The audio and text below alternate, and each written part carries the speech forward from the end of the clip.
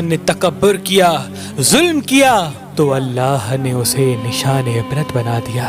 تو ویسے ہی حضرت موسیٰ علیہ السلام کے زمانے میں قوم قبط و امالک سے جو مصر کا بادشاہ بنا، جس کا نام ولید بن مصعب بن ریام تھا، جس کو پوری دنیا فرعون کے نام سے یاد کرتی ہے، وہ انسانوں پہ ظلم کرتا تھا اور جو لوگ غریب تھے ان کا حق کھاتا تھا، ان سے سخت مزدوریاں اور کم اجرت دیتا تھا، اور جو انسان اس کا غلام نہیں بنتا تھا اس کو قتل کر دیتا تھا۔ تبھی اللہ نے اپنے نبی موسیٰ علیہ السلام کو حکم دیا کہ اے موسیٰ، فرعون تک میرا پیغام پہنچاؤ کہ وہ انسانوں پہ ظلم نہ کرے، ورنہ اللہ کا عذاب ان کو لے ڈوبے گا۔ جب اللہ کے نبی نے اللہ کا پیغام فرعون کو دیا تو وہ مذاق اڑانے لگا اور کہنے لگا یہاں کا خدا میں ہوں اور میں کسی کے حکم کو نہیں مانتا۔ تو بس اللہ اپنی نشانیاں حضرت موسیٰ علیہ السلام کے توسط سے دکھاتا رہا،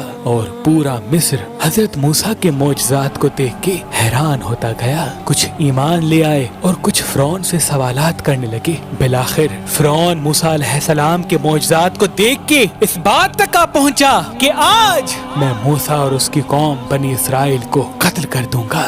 اللہ نے اپنے نبی موسیٰ علیہ السلام تک پیغام پہنچایا کہ اے موسیٰ، رات میں اپنی قوم کو لے کے اس شہر سے نکل جا۔ تو یوں حضرت موسیٰ علیہ السلام اپنی قوم بنی اسرائیل کو لے کے وہاں سے جانے لگے۔ اس بات کا علم جب فرعون کو ہوا تو وہ غضبناک ہو کے کہنے لگا کچھ بھی ہو جائے موسیٰ اور اس کے ساتھیوں کو میں قتل کر کے ہی چھوڑوں گا۔ وہ اپنے جاہو جلال کے ساتھ بنی اسرائیل کو ڈھونڈنے لگا۔ بس آگے آگے اللہ کا نبی موسیٰ اپنی قوم کے ساتھ اور پیچھے پیچھے فرعون کا لشکر ان کو مارنے کے لیے آتا رہا۔ بالآخر بنی اسرائیل دریا تک پہنچے اور فرعون کا لشکر پیچھا کرتے کرتے ان کو دیکھنے لگا۔ جب بنی اسرائیل نے فرعون کے لشکر کو دیکھا تو حضرت موسیٰ سے کہنے لگے اے موسیٰ، تو نے ہمیں کہاں پھنسا دیا؟ اب پیچھے فرعون کا لشکر ہمیں مارنا چاہتا ہے اور آگے یہ دریا ہے۔ اللہ کے نبی حضرت موسیٰ علیہ السلام فرمانے لگے اے لوگو، گھبراؤ نہیں، اللہ ہمارے ساتھ ہے۔ یہ کبھی ہو ہی نہیں سکتا کہ فرعون اور اس کا لشکر ہمیں پکڑ لے۔ سب کہنے لگے اے موسیٰ، اب ہم آگے جائیں گے کیسے؟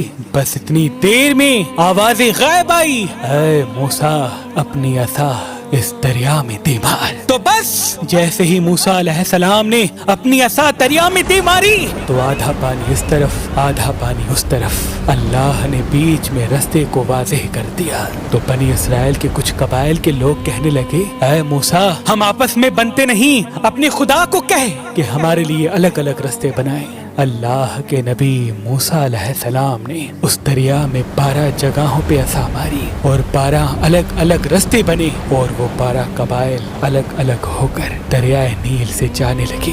جیسے ہی یہ منظر فرعون اور اس کے لشکر نے دیکھا تو وہ بھی ان رستوں پر حضرت موسیٰ اور اس کی قوم کے پیچھے آ گئے۔ جیسے ہی موسیٰ علیہ السلام بنی اسرائیل کے ساتھ دریا کے اس طرف پہنچے اور دریا کے بیچوں بیچ فرعون اور اس کا لشکر موجود تھا، تو اللہ نے پانی کو پھر سے حکم دیا اب ویسے ہو جا جیسے پہلے تھا۔ تو بس وہ پانی پھر سے مل گیا اور فرعون اور اس کا لشکر ڈوب کے مرنے لگا۔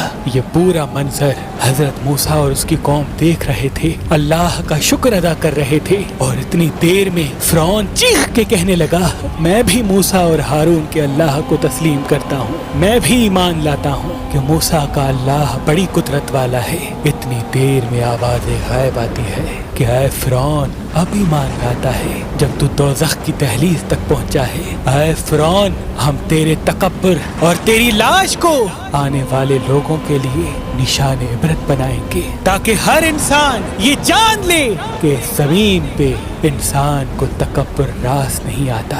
آج بھی اللہ نے فرعون کی لاش کو نشان عبرت بنا کے رکھا ہے۔ بے شک جس انسان نے تکبر کیا، انسانوں پہ ظلم کیا، وہ اللہ کی رحمت سے دور ہو کر دوزخ تک پہنچ جاتا۔